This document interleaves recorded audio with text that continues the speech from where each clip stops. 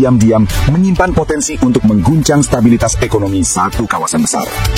Sebuah keputusan yang tidak hanya mempengaruhi Indonesia, tetapi juga bisa merubah wajah Singapura, bahkan menggeser peta kekuatan finansial Asia Tenggara. Inilah kisah tentang gebrakan Menteri Keuangan baru Indonesia, Purbaya, yang baru saja menggantikan posisi Sri Mulyani dan langsung melemparkan wacana besar yang kini sedang jadi perbincangan hangat.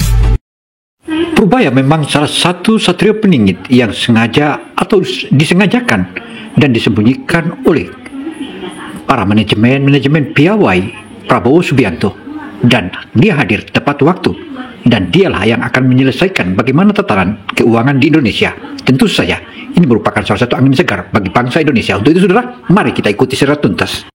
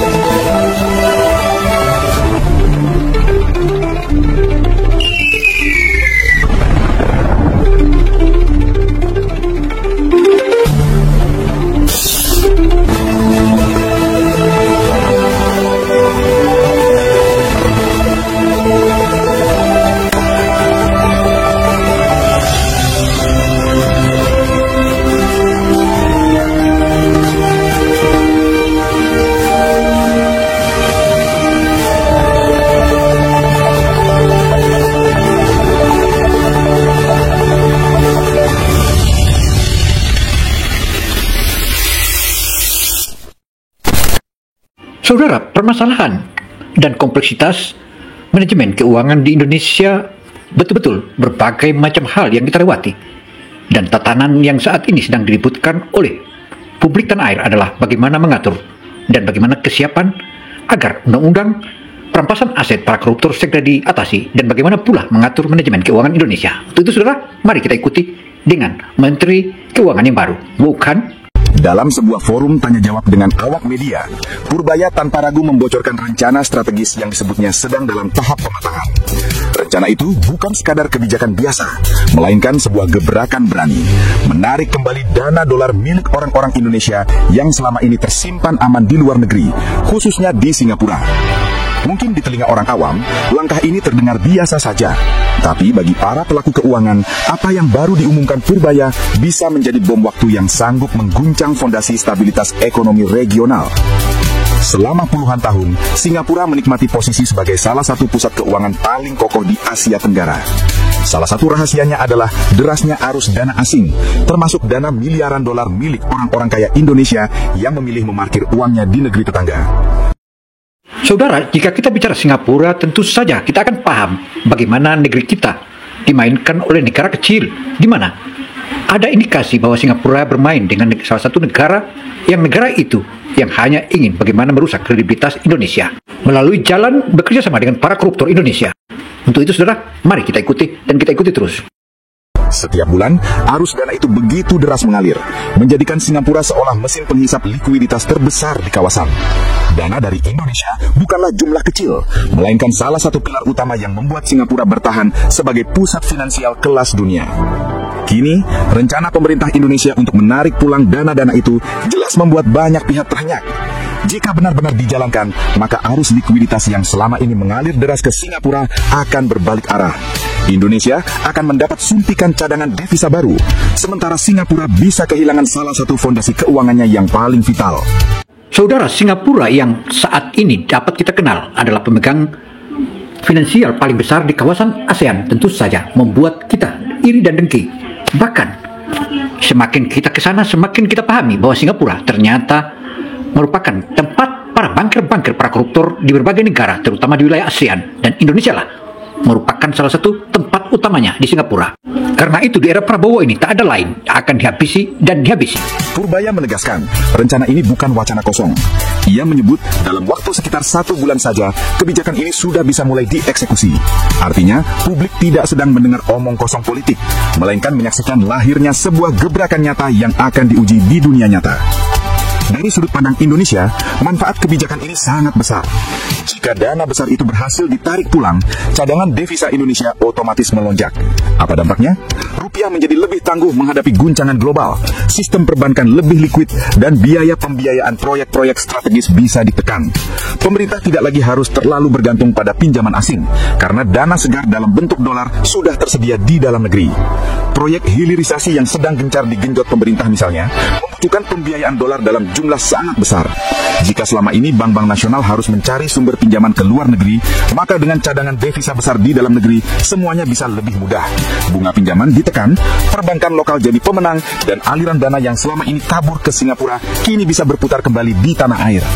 Namun, yang menguntungkan bagi Indonesia justru menjadi malapetaka potensial bagi Singapura. Bayangkan, sebuah negara kecil yang sebagian besar stabilitas keuangannya bertumpu pada aliran dana asing tiba-tiba menghadapi ancaman besar. Jika dana dari Indonesia dalam jumlah masif ditarik pulang, Singapura bisa terguncang hebat. Bahkan, sejumlah analis memperingatkan, jika langkah ini dilakukan terlalu agresif, Singapura bisa saja menghadapi ancaman kolaps di sektor keuangannya. Meski begitu, pemerintah Indonesia tidak ingin gegabah. Purbaya menegaskan bahwa langkah ini tidak akan dilakukan dengan cara paksaan. Sebaliknya, pemerintah memilih pendekatan berbasis pasar.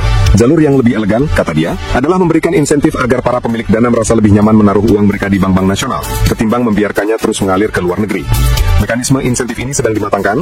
Pemerintah menyiapkan berbagai tawaran menarik, mulai dari bunga simpanan yang lebih kompetitif, jaminan keamanan aset, hingga kemudahan transaksi internasional yang memungkinkan para pemilik dana tetap bisa berbisnis secara global tanpa harus meninggalkan tanah air. Saudara, eksistensi Indonesia di masa pemerintahan Prabowo ini tentu saja dia sangat paham tentang permainan ekonomi. Apalagi dia memiliki seorang orang tua atau terlahir dari seorang ayah, bekawan ekonomi. Dan tentu saja ia sangat paham akan status ekonomi di wilayah-wilayah ASEAN, terutama di tanah air kita. Untuk itu saudara, ikuti terus hingga akhir agar tak gagal paham. Intinya, pemerintah ingin menciptakan kondisi alami di mana pemilik dana sendiri merasa lebih aman dan lebih untung jika menyimpan dolarnya di Indonesia. Langkah ini krusial karena menyangkut kepercayaan. Selama bertahun-tahun, sebagian masyarakat Indonesia lebih memilih menaruh uangnya di Singapura karena alasan keamanan, stabilitas, dan kemudahan layanan. Dengan kata lain, masalah bukan hanya soal bunga tinggi atau rendah, tetapi soal rasa percaya. Itulah sebabnya, Purbaya menekankan bahwa keberhasilan kebijakan ini tidak hanya ditentukan oleh angka imbal hasil, tetapi oleh stabilitas ekonomi nasional, prospek rupiah, dan keyakinan publik terhadap sistem perbankan Indonesia. Jika pemerintah berhasil membangun kepercayaan itu, maka ada dua hal besar yang akan terjadi. Pertama, Indonesia akan memiliki cadangan devisa jauh lebih tangguh, mampu menghadapi badai global dengan percaya diri. Kedua, Singapura bisa kehilangan salah satu sumber kekuatan finansial terbesarnya. Di titik itulah peta kekuatan ekonomi Asia Tenggara bisa berubah drastis. Indonesia bisa tampil sebagai pusat kekuatan baru, sementara Singapura harus berjuang keras mempertahankan posisinya. Tapi tentu saja, Singapura tidak akan tinggal diam. Negeri kecil yang sudah puluhan tahun jadi magnet finansial dunia itu pasti akan melawan. Mereka bisa saja menawarkan bunga yang lebih tinggi, memberikan fasilitas premium, atau menciptakan layanan eksklusif yang membuat para pemilik dana enggan memindahkan uangnya ke Indonesia. Dengan kata lain, yang akan muncul adalah sebuah perang insentif finansial di kawasan. Indonesia dan Singapura bisa terlibat dalam adu strategi menarik dana, dan dunia keuangan regional akan menjadikannya tontonan menarik. Namun, Indonesia punya keunggulan yang tidak bisa diremehkan. Pasar domestik Indonesia besar, kuat, dan prospektif. Investor global sudah lama memahami bahwa stabilitas serta potensi pertumbuhan ekonomi Indonesia adalah daya tarik yang sangat sulit diabaikan.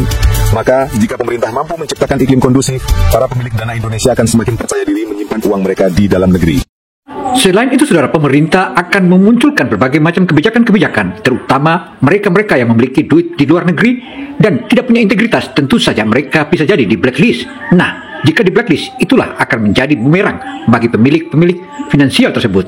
Ini akan menjadi berabe tentunya. Karena itu, saudara, diminta kepada pemilik finansial agar tidak membandel terhadap pemerintah, karena pemerintah bisa memiliki langkah-langkah tertentu sesuai dengan kebijakan dan kemauannya. Namun, jalan menuju keberhasilan tidak akan mulus. Perlawanan dari pihak-pihak tertentu pasti akan muncul. Dari lobi bisnis yang ingin mempertahankan status quo, hingga tekanan politik dari luar negeri yang merasa terganggu dengan langkah berani Indonesia. Singapura sendiri pasti akan menggunakan seluruh pengaruhnya untuk mencegah aliran dana keluar secara besar-besaran. Di sisi lain, Indonesia juga punya tantangan internal. Masalah kepercayaan terhadap perbankan nasional tidak bisa dibangun dalam semalam. Butuh konsistensi, transparansi, dan stabilitas nyata untuk meyakinkan pemilik dana bahwa uang mereka aman di dalam negeri. Jika sedikit saja ada kegagalan atau kebijakan yang keliru, maka dana yang sudah masuk bisa kembali kabur ke luar negeri. Meski penuh tantangan, gebrakan ini jelas menunjukkan arah baru kepemimpinan ekonomi Indonesia. Menteri Purbaya tidak ingin hanya menjadi pelanjut kebijakan lama, tetapi langsung tampil dengan langkah berani yang berpotensi mengubah wajah ekonomi nasional sekaligus kawasan.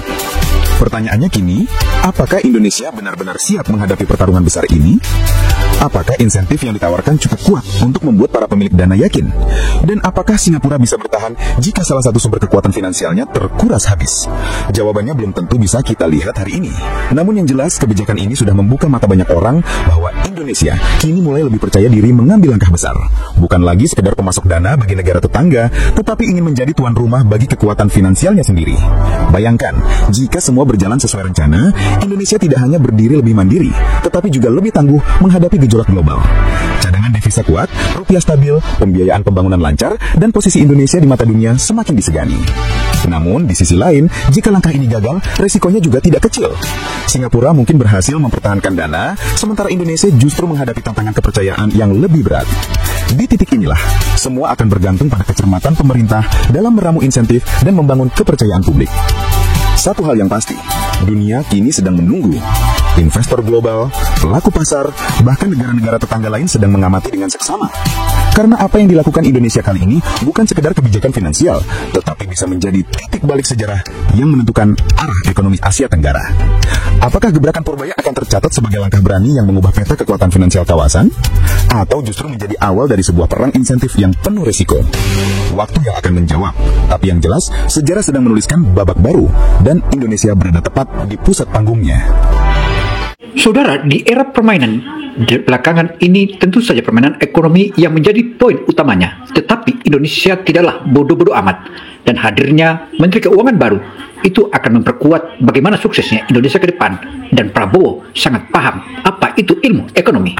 Dan tentu saja ini akan dilihat sebagaimana kingmaker atau king economy atau rajanya uang Indonesia. Ke depan bagaimana ASEAN dimainkan sebagaimana apa yang telah dipaparkan sebelumnya. Untuk itu saudara, saya Kino Samsudin bisa melaporkan. Wassalamualaikum warahmatullahi wabarakatuh. Semoga dan semoga.